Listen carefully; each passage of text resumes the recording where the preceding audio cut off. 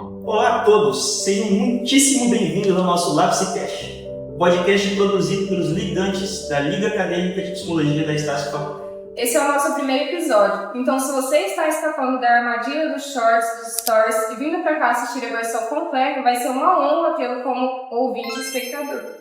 A ideia do LabseCast é simples, criar um espaço de conversa sobre temas relevantes da psicologia, voltado tanto para os acadêmicos quanto para a comunidade em geral.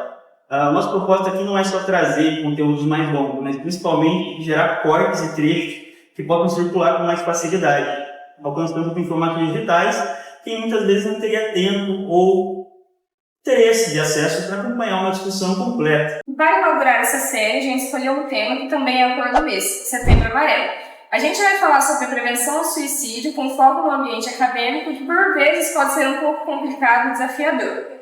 A vida universitária pode ser um período intenso, cheio de descobertas, mas também de desafios emocionantes e muito estresse.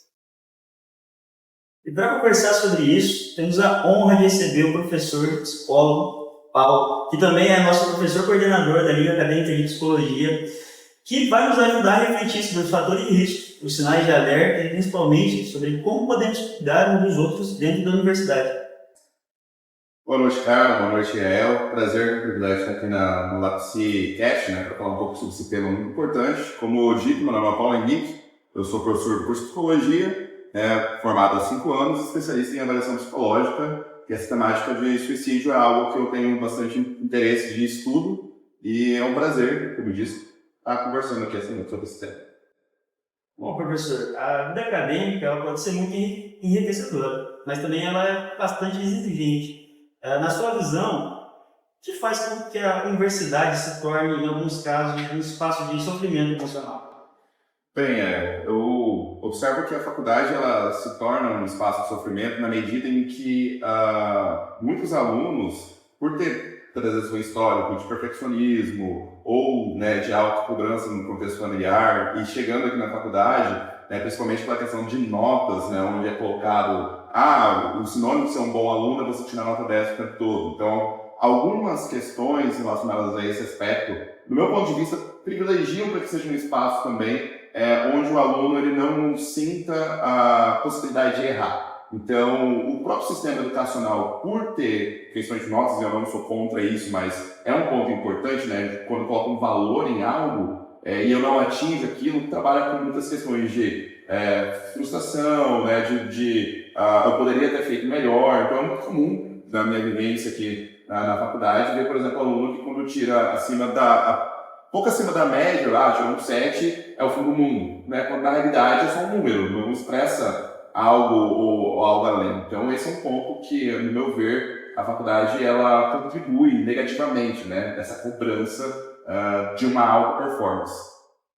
Muitos estudantes falam também da sobrecarga, do excesso de tarefas, do medo do futuro profissional. Quais desses fatores você acha que é mais crítico quando a gente pensa em risco de suicídio? Olha, eu acredito que a sobrecarga é um dos fatores, principalmente porque quando a gente fala em suicídio, nós estamos falando de algo multifatorial, Então, a pessoa, por vezes, pode ter um histórico de depressão, ou acontecer alguma fatalidade na família, que pode também tornar mais vulnerável, mas a sobrecarga é um fator contribuinte. Mas também essas questões relacionadas ao futuro, também causam sofrimento psicológico. Como é que a gente for pegar nas principais teorias com relação ao suicídio, advém dessa percepção do indivíduo como não tem nenhum valor. Então, imagina você estar num espaço, por exemplo, no espaço acadêmico, hoje, novamente, de acordo com a pergunta anterior, o aluno já não se vê como alguém que é muito inteligente ou não tira nota. E aí tem a sobrecarga, tem essa pressão do ser profissional. São fatores que eu acredito que os três contribuem para aumentar o risco de vulnerabilidade em associação ao suicídio. Então, eu acho que quando a gente fala, principalmente dessa questão de visão de futuro, passa por muitas fantasias, porque o futuro é algo que é incerto. Nós não temos uma certeza de que daqui a 10 anos eu vou estar dessa forma. Não tem como. E muitas das vezes parte também de distorções daquela pessoa acerca justamente do futuro. Então, eu vou sair aqui, vou trabalhar, por exemplo, como AT, né, acompanhante terapêutico, como foi, por exemplo, o meu caso. Eu, na faculdade, acreditava que iria trabalhar na área de AT, né, na área de análise do comportamento, e fui para o Ministério Público. Então, a vida nem sempre ela é 100% assim, da forma como as pessoas pensam. Tipo, eu vou sair daqui e vou abrir minha clínica e vou atender muitas pessoas. Não, né, são progressões. Então, antes, muitas das vezes, de pensar apenas no futuro, é pensar na faculdade em si, né? O processo que você está fazendo aqui agora. Eu acredito que é uma forma de reduzir um pouco desse sofrimento que estar na graduação, ela muitas vezes pode causar. Bom, professor Paulo, na prática, nem todos os estudantes vivem o desafio da mesma maneira. Tem toda a questão da subjetividade, as pessoas têm traços diferentes. Então, eu queria saber, nesse contexto, que grupo o senhor identifica, grupos ou perfis de alunos que parecem mais vulneráveis a esse tipo de problema?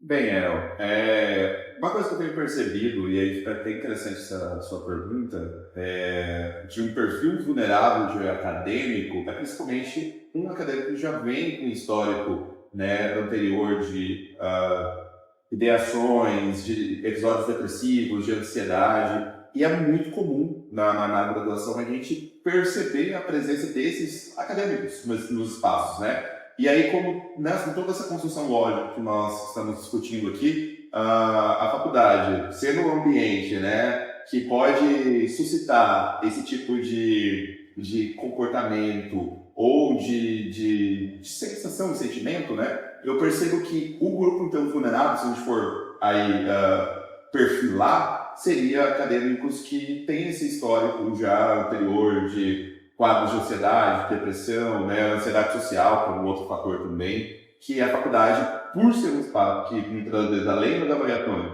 você tem que ter pouco determinadas populações, né, principalmente apresentações, torna-se, por exemplo, um espaço para esses perfis mais suscetíveis, assim, para gatilhos, entre outras questões. Paulo, e o quanto as universidades estão preparadas para lidar com situações de sofrimento psíquico, de risco de suicídio, e o que de fato pode ser feito, além do que a gente normalmente faz, que é uma conscientização?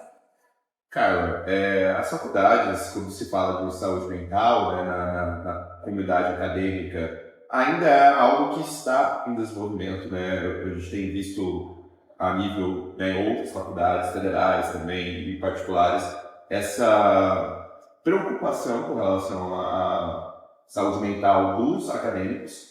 No entanto, ainda é algo em desenvolvimento. A gente não pode dizer que estamos no grau ali mais adequado, né? Principalmente quando a gente fala, por exemplo, a nível de pós-graduação, mestrado, doutorado, onde a gente também vê altos índices de suicídio, né? Principalmente também porque é um ambiente de alta performance e de cobrança.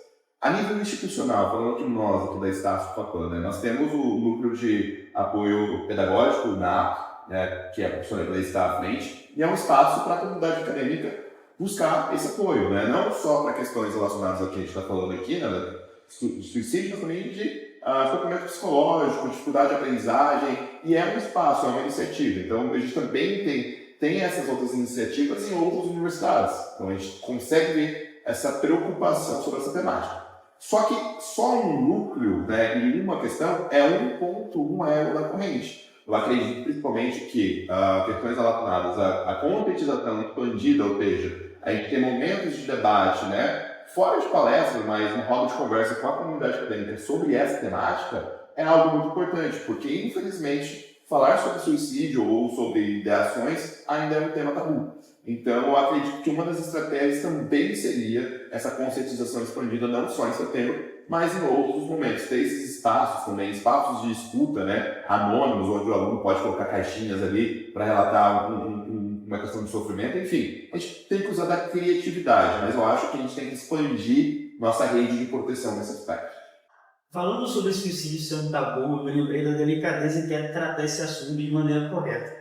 Há diversas abordagens que as pessoas usam para entrar nesse tema, principalmente durante o mês de setembro, mas eu gostaria de saber do senhor que abordagens, que maneiras que você enxerga assim, sendo feitas que você considera errôneas, estão fazendo de maneira errada.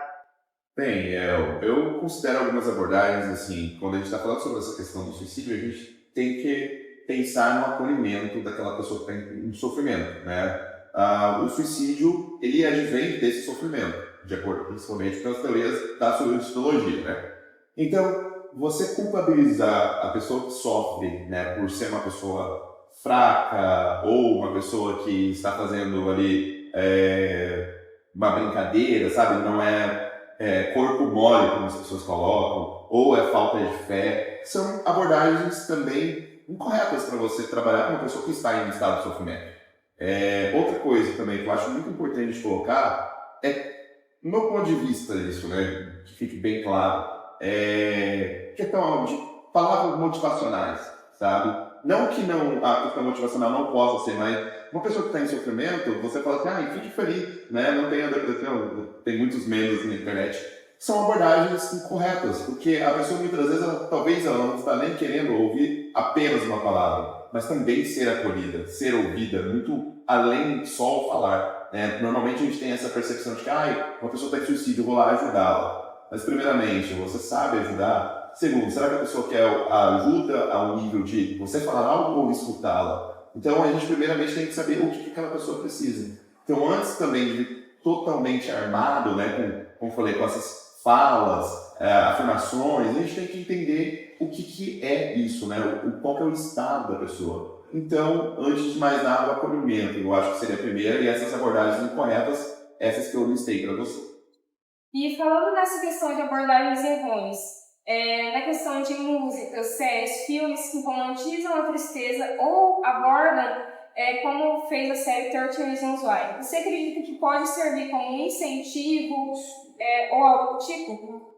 Excelente pergunta. E sendo direto ao ponto, sim. Né? Tanto que na época do lançamento do 30 Reasons Why, nós tivemos várias questões de episódios de autolesão entre adolescentes, né? Principalmente do sexo feminino. E por quê? Né? Existe um efeito chamado efeito Vetter, onde que fica evidente, né, assim, de acordo com a literatura, que a exposição de pessoas que estão vulneráveis, né, a cometer suicídio sobre métodos, né, que uma pessoa utilizou para tirar a vida, pode servir como um incentivo. Tanto que, por exemplo, hoje, para fazer a divulgação na mídia, né, de mortes por suicídio, quase você não vê tantas informações assim. Mas no passado era comum os jornais, eu lembro aqui em casa, por exemplo, de um episódio, onde uma pessoa morreu, né, enforcada e tinha a foto da pessoa no noticiário. Então, esse tipo de informação, a gente fala que tem que ser sanitizada, né? Então, não coloca nome, não fala como que aconteceu. Então, tem todo um cuidado na mídia para fazer a divulgação. Da mesma forma, também, a questão relacionada